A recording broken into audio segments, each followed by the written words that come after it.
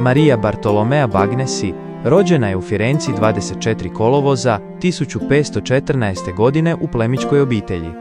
Još od malih nogu osjećala je duboku privrženost vjeri i često je ponavljala da želi biti sva Isusova.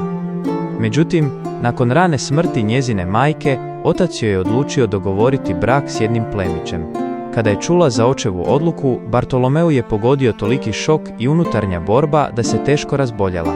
Ta tajanstvena bolest vezala ju je za krevet gotovo cijeli ostatak života, čak 45 godina.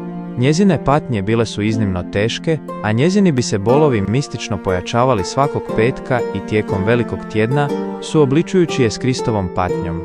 U 33. godini života bolest joj je nakratko popustila, što joj je omogućilo da primi haljinu 3. reda Svetog Dominika.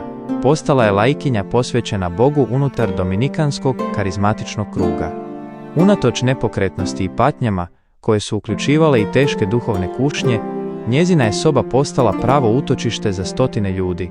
Zbog njezine mudrosti, strpljivosti i mističnih darova, Firentinci su masovno dolazili k njoj po savjet, duhovnu utjehu i molitvu. Često je znala reći posjetiteljima: "Molite Boga da mi dade strpljenja, ali zbog svojih grijeha zaslužujem i gore. Dobro znam da me moj slatki Isus neće iznevjeriti. Zar ne, Isuse moj? Ne ostavljaj me, molim te, Gospodine moj." Preminula je u Firenci 28. svibnja 1577. godine. Njezino tijelo ostalo je do danas potpuno netaknuto, neraspadnuto i čuva se u karmeličanskom samostanu u Firenci.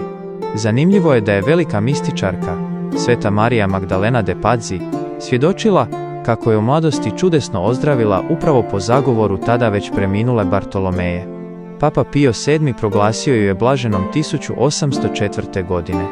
Zagovornica je bolesnika, onih koji pate od kroničnih bolesti, osoba koje su izgubile roditelje i svih koji traže strpljenje u patnji.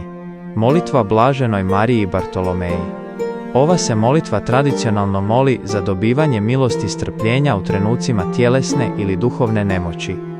Bože, ljubitelju duša, koji si u blaženoj djevici Mariji Bartolomeji sjedinio čudesno podnošenje bolesti s iznimnom nevinošću uma, udjeli nam milost da mi, koji smo s pravom pogođeni i pritisnuti životnim nevoljama, budemo okrijepljeni i utješeni tvojom milošću. Po njezinu zagovoru, daruj nam snagu da svoje križeve nosimo s jednakom predanošću i ljubavlju prema tvome Sinu Isusu Kristu, koji s tobom živi i kraljuje u vijeke vjekova. Blažena Marijo Bartolomeja, moli za nas.